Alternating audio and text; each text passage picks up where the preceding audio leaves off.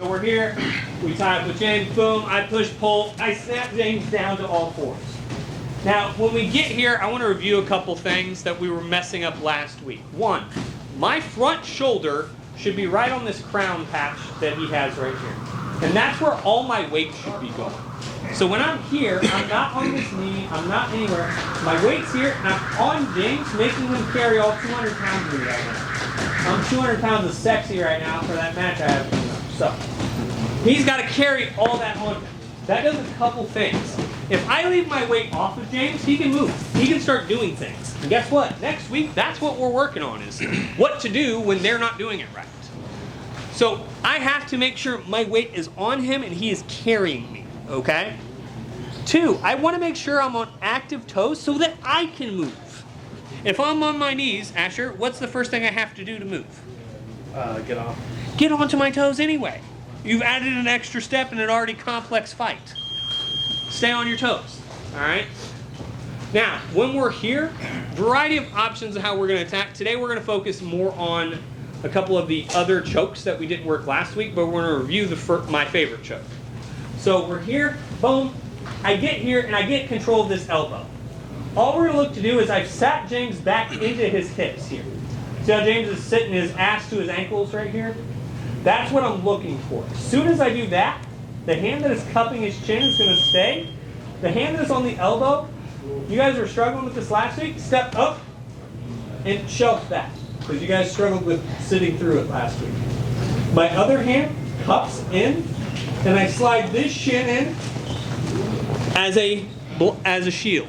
Here, as a nice frame. As I'm here, I'm going to curl everything in, and I'm going to put my my ear right on that same shoulder, or on that back patch. My outside leg is going to wrap over and finish. So I'm here with James. Boom. I sit him back hard. I step up here. My hand sneaks back in. I slide this leg in as a frame. This allows me to maintain distance as needed. I'm going to let go of James for a second so I can talk without killing him. If I need space, sometimes guys will drive in on this to try to put pressure on you and try to start passing. If I need space, I use this frame to create the space. If James starts trying to back away from me, I use this to pull in. I'm hooking with that foot to pull, trying to help pull that hip in. This leg is what controls the space for this choke. Alright? As we're there, boom, this leg keeps him from jumping around. If I'm here and James jumps side, I can squeeze as hard as I want, I'm not finishing this choke. So I have to keep James on this side. It also, once again, helps me manage that distance. If James starts to drive into me, I can use those legs here. If he starts to try to back away, I can use them to help pull. I'm using my legs as that distance management. Okay? Questions on this choke, like I said, just cleaning up a couple things from last week's lesson. What's your hand grip under the... Boom. So we're grabbing kind of that fatty part of the palm. So the hand's cupping that chin, my other hand sneaks in, grabs that palm, and I turn over to look at my wrist watch. Do you ever like inserting that half butterfly hook there instead of putting it over at the top just for better control, or is that just... So, can you? Yes. Do I? No. Would be my answer. Reason I'm going to go here as opposed to here. A lot easier to jump. That's why. So even if I have that butterfly hook, yes, can you elevate there? Yes, but it's going to be a lot harder because your hands aren't kind of in force. Does that make sense? So if I'm here and I have block and I go here and he goes to jump, I don't have as much control of where we're going at that point. Where if I get a good bite here, I'm going to use that control to come in. Now, if you miss your bite, just as a 2.0 version of this, let's say I get in here and I miss the bite, and I'm like, oh shit, I missed, my hands aren't there, or whatever, right? Then I can go reinsert, rebite, and go again and use that secondary hand for something else. But if I get a good bite on the choke, no, I'm not going to insert. Does that make sense? Can I see your, how you're moving his arm out of the way. Yeah, so when I'm here, boom. After I sit him back, I'm kind of biting him up for that, almost like to grab that leg here. So that way I can sneak this hand inside the elbow and finish. James loves that. Other questions on this? All right. More experienced guys grab less experienced guys, choke each other. 1, 2, 3. So I get here with Hackett, right? So boom, bop, I snap, I go, right? A couple of things that I was still noticing, we were still struggling with something, but a lot of you guys are getting the grasp of kind of that basic guillotine. So now we're going to go arm in. Just a slight variation. So we're going to turn. So I'm here, boom. I'm still going to show up that leg, that arm, but instead of trying to fight my hand back inside after that, I'm just going to use the natural motion of that to come here and here. So it's 90% the same choke. This arm's in now. The only thing that changes in a material way is how you cinch the choke. Instead of focusing on the curl, you're going to focus on rocking your baby. And you're like, Dustin, that makes no sense. I'll show you here in a second. When I'm here, if I focus on the curl, I can still get it, but James is in a lot better position, right? When I'm here, I'm going to look to sink here and rock that baby. So instead of focusing my hands here, I'm still trying to hit that curl, but I'm rocking it to cinch in.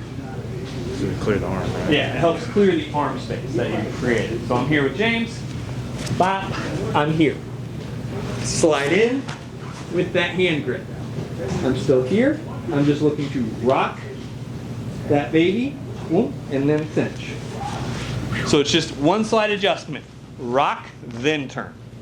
I remember you talking about this Yeah. maybe last year, but if you go arm in and you're still struggling with the choke, is this where you switch the grip up from outside hand to inside? Yes, you can. So if you're starting to struggle on this one, what he's asking is, so that you guys can see it on this side, and then I'll turn for you guys, is generally I'm telling you to grab the head side hand. So this one's around the head, you grab it.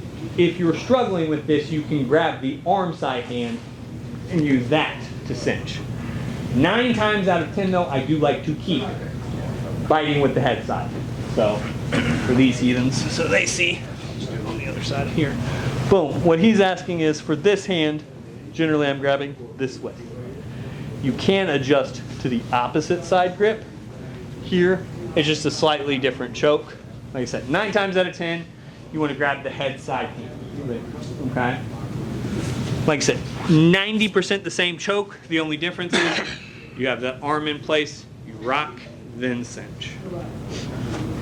Questions on this choke? I guess this is more of like a tactical question, but because you have the arm and that arm in, and also because it's historically tends to be a bit harder to finish on people, do you look for sweeps a lot sooner with that arm in, or are you going to really give it a good go first? I'm going to give you a generic answer for how I attack chokes in general. I'm going to hit you with a good 3-second squeeze to see if you panic. When you do jiu-jitsu long enough, if I bite down on a choke and you don't respond at all, I know it's probably not in enough that you have to respond. It may be in enough that over the course of 30 seconds I could tap you, but if it's going to take me longer than 5 to 10 seconds for you to really be in trouble in a choke, I need to adjust. So for me, I'm going to bite, right? Let's say I get here, boom, bop. I'm going to bite down. If James doesn't move his hips, try to wiggle, try to do, I don't start feeling those, hey, I have to defend this motions, then yes, then I'm going to start looking for either adjustments with my hands or looking to insert here and start doing some other things. Does that make sense? But that's in general how I attack chokes, not just for this one. So on this one, you're really loading the arm forward. Yeah, because So I you want load forward and I push want to back. put it almost in my hip pocket. Now you're really pulling it forward. So before I was popping it to clear it. Here I'm popping it to get it in. So when you step through, you're really burying your elbow all the way to the armpit from the inside. Through, because when I'm here, so if you go shallow grip on this, James loves the fact you guys keep asking so many questions. If I go shallow grip here and reach with just my hands, do you guys see all the space that creates here? I'm biting down and pinching that elbow in to kill as much of that space as I can. Because if I have him elbow here, his arm can move. But the second I pinch and bite, now James's arm can't really go anywhere. Where if I don't do that beforehand, boom, let's say I have the loosey-goosey one here, James has a lot more motion than I'm going to appreciate. Does that make sense for everybody? Other questions? Chuck. 1, 2, 3. Boom, I get James in this front headlock. And a lot of the times guys get real defensive, right? They realize, hey, I'm in a bad position. I'm just going to go turtle here. Like they start really locking their elbows down. And so it becomes really tough to get them to open up. So boom, I'm going to really look to crank this elbow out here. Boom. But I'm going to look for good pressure here on James. As soon as I'm here, I'm going to pop this elbow up. My inside hand is going to wipe his forehead off and come to that tricep here. So we're reaching through so that where we're basically 2-on-1 on this tricep. As soon as we get that tricep, I'm going to switch my head and switch my hips here and circle behind James, using that to spin behind. This is going to be part of a setup we're going to use for our next piece. All right, so we're here. A lot of times I'll use this as a setup because a lot of guys will start turning with me. They're really dropping their elbow down. Here. That's going to allow us to then set up our next technique. All right. Questions on that? It is a very simple motion, but a lot of you guys are going to fuck it up because you can't square dance or whatever. One more time. Other than that. Yeah. Jordan. Just a point to stress, just to make sure I'm pretty sure at least. Yeah. You're not hanging out when you grab that tricep. No, fuck no. This is I wipe the sweat off his forehead and we're going. It mocks Jesus at that point. All right. Boom. I'm here. Bop, bop, bop. Like I'm saying that as steps, but it is a step. Yeah, I'm just making sure it's stressed. Yeah. Because then once we're here, then we can do that hip ride and either look to work kind of clock choke stuff, or we can look to then take the back, be aggressive from here, right? But either way, once you get to that front grip, there you go. Your hand that you're reaching around, what's your goal? Just to cover the hip? Or Cover the hip, stop the forward roll. If I can go to like a spiral ride, if I can go to a belt grab, I like the outside pant leg. That's an unpopular opinion of mine. I'll go here, here, here. I like that because a lot of guys will come here and look to step up. And I'm just a dick. I just have a nice little grip there. That's an unpopular opinion though. If I'm doing that hip ride, I will also, like if I'm here, bop, here, here, come to that inside thigh. Because then I can switch this hand over. I'm going to start threatening with the collar, start threatening where I want there.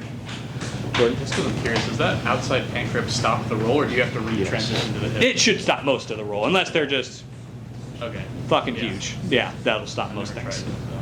His giant ass will just step up, and it'll be a whole nother problem. Yeah. Other questions? All right, this is going to be a quick one. Drill it out so then we can go to part 2. 1, 2. I get here. I get to the front head. Boom. I get to this pole. Bop. Here. I'm going to switch my head here, but instead of circling for the back, I'm going to snap this tricep as far forward as I can and sneak this, go my shoulder into his armpit. So I'm here, snapping that head. I'm keeping pressure on him because I want to start driving him down with that. That's then going to allow me to adjust and bite for that Darce. Or Anaconda, whichever it is. I don't care. They're both the same fucking joke. So I'm here, bop, bop, here. And I use that snap to get James down to his hip. Boom. I like to re-snap that head and re-bite with my hand. And that's what gives me the pull through. How do you finish it? Because I know for the Darce, you have to like get on your side and hook. With this, you have a top pressure Darce. So the reason this one's going to work. So for a lot of the Darce Anaconda versions, you do want to be on your side and do all that. With this one, so like if I'm hitting a traditional one, yes, you want to get him to his side. But for this one, because I'm here and I'm driving him top side, my top pressure is going to be how I finish this. If he starts to walk his feet away from me, I can hook a leg. It's like if I'm here with James, boom, here, and he tries to start walking his feet away, I can hook a foot here. But most of the time, they're going to be trying to come elbow down, and you should have a good choke there. Jordan? I know some of the new defense I've been seeing and trying is when you're James, you get to your knees and you start facing out on your hips. Is there like an easy way to keep breaking him down from that? Yeah, Because I feel like when you have both your hands in that grip, it's hard to keep breaking him down. So boom, if I'm here, James is going to put hand to hip here and start trying to kind of come up to his knees. Boom, that's fine. Every time he comes up to his knees, I'm just going to head snap down. Oh, so you use the grip change. Yeah. Okay. And I would go palm to palm grip there and just Yeah. finish you from there because I have more leverage on that. So if he keeps coming up to his knees there, I'm just going to bury that finish a bit.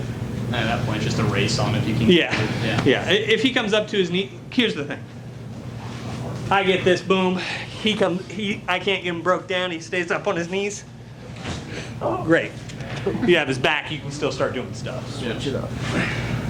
Like, this is an options bar, not a one-way track.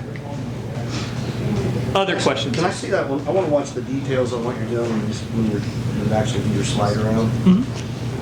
So when I'm here, bop, boom, I'm here, here, here, here.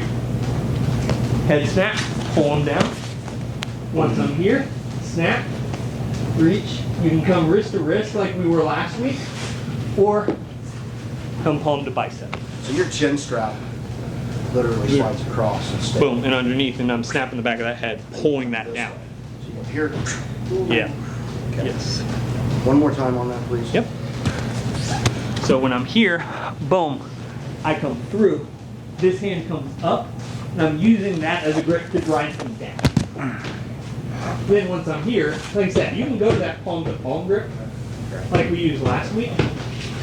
James really likes that one because you sprawl and then do that. Oh yeah, it's cracking my head. But yes, Asher.